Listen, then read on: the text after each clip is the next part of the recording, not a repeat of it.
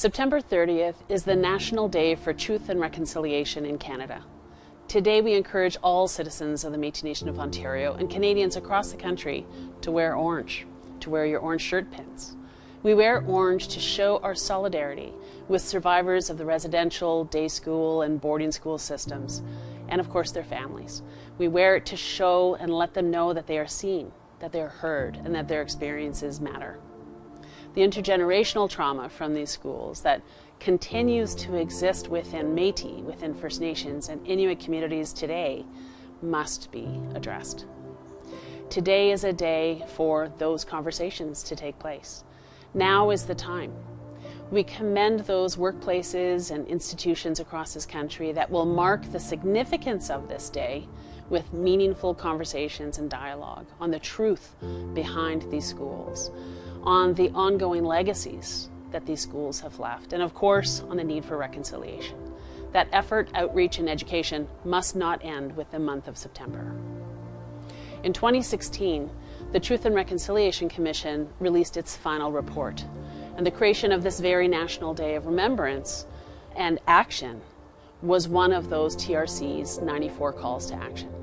Far too many of those calls to action remain incomplete, and so today we call on all institutions in Canada to act, to implement the remaining calls to action, to commit to a process to engage Métis governments across Canada to ensure that the Métis experience within residential boarding and day schools is finally told and addressed, to fully implement Jordan's Principle, to amend Canada's laws to allow for the criminal prosecution of those who committed heinous crimes at residential schools, and of course to acknowledge that the purpose of that school system was the removal of Métis, First Nations and Inuit from their lands in order to make way for settlement and resource extraction. We all have a role to play in reconciliation. Reconciliation is something that we are all responsible for, not just governments or institutions or Indigenous peoples. As Justice Murray Sinclair, former chair of the Truth and Reconciliation Commission, said when they issued their interim report, we will be successful to the extent that the average Canadian across this country is engaged on these issues and takes action. It's up to each and every one of us to learn, to listen, and to act. We need to commit ourselves to reconciliation within and among our own Indigenous nations as well. Our histories together as Indigenous nations is long.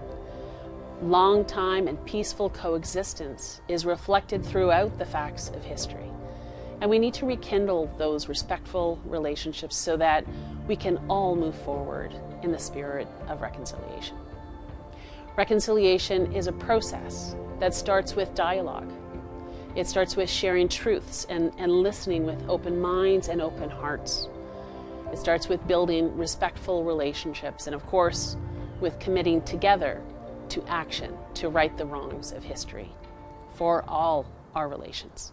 Together, we must do more.